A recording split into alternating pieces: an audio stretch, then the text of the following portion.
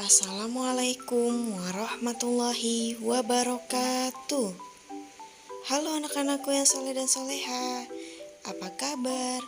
Semoga kita selalu dalam lindungan Allah Subhanahu wa Ta'ala ya. Amin. Sebelum kita mulai pembelajaran hari ini, alangkah baiknya kita mengucapkan basmalah. Bismillahirrahmanirrahim. Oke, anak-anakku sekalian, hari ini kita akan belajar fikih bab 3 mengenai sholat dalam keadaan sakit. Adapun tujuan pembelajaran kita hari ini yaitu siswa dapat mengetahui sholat dalam keadaan sakit dan siswa juga dapat mengetahui tata cara sholat bagi orang yang sakit.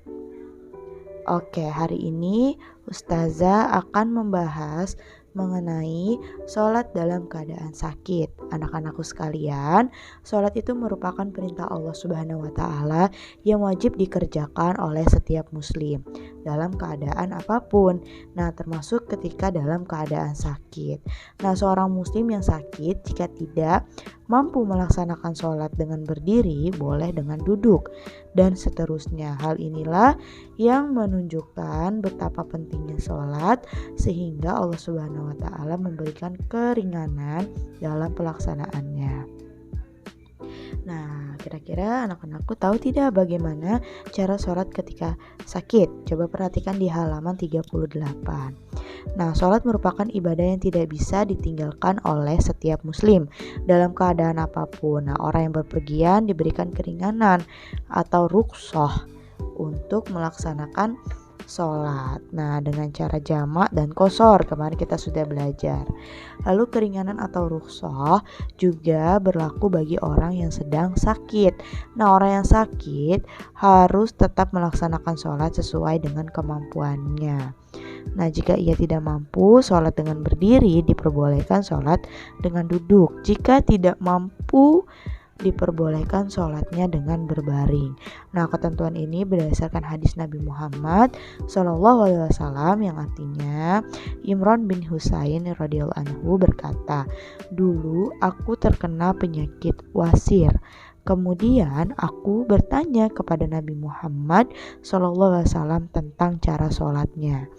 Kemudian beliau bersabda, sholatlah dengan cara berdiri, jika tidak mampu dengan duduk, dan jika tidak mampu juga maka dengan berbaring." Hadis riwayat Bukhari. Nah, di sini pun ada pun tata cara sholat bagi orang sakit ya.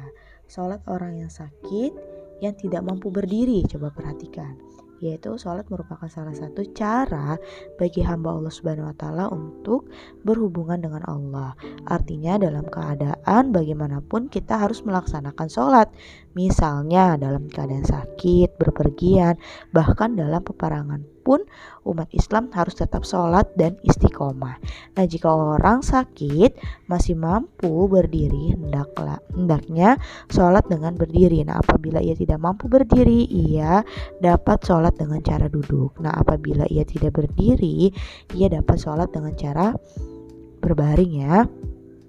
Nah, apabila ia tidak mampu duduk, maka harus berbaring. Nah, bacaan sholat dengan cara duduk atau berbaring sama seperti bacaan sholat dengan cara berdiri. Nah, dengan demikian tidak ada alasan bagi kita sebagai muslim untuk meninggalkan sholat ya.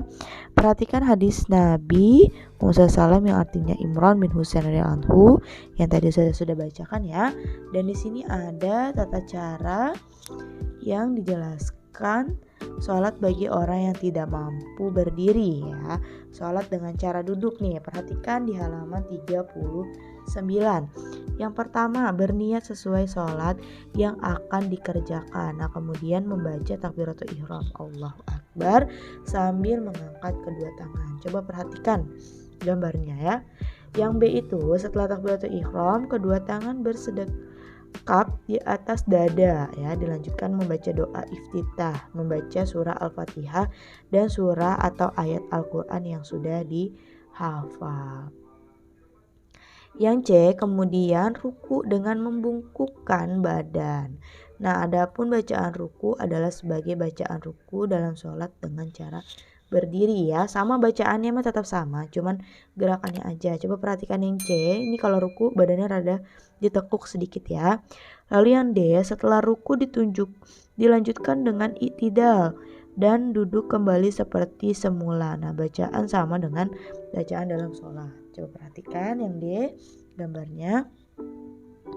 Lalu yang E, kemudian sujud seperti sujud biasa. Nah, bacaan sama sebagaimana bacaan sujud pada saat sholat dengan cara berdiri. Nah, demikian seterusnya ya. Nah, itu adalah tata cara sholat bagi yang tidak mampu berdiri, yaitu dengan cara duduk. Nah, untuk itu saja penjelasan dari Ustazah mengenai tata cara sholat bagi orang yang sakit. Nah, Ustazah akan memberikan latihan soal kepada kalian. Kalian bisa lihat di halaman 45. Di situ ada tabel ya, dengan iya atau tidak dengan alasan di halaman 45. Nah, kalau sudah selesai kalian bisa foto dan kirimkan ke WA Ustazah Lina ya. Oke, untuk mengakhiri pembelajaran hari ini, alangkah baiknya kita mengucapkan hamdalah. Alhamdulillahirabbil alamin.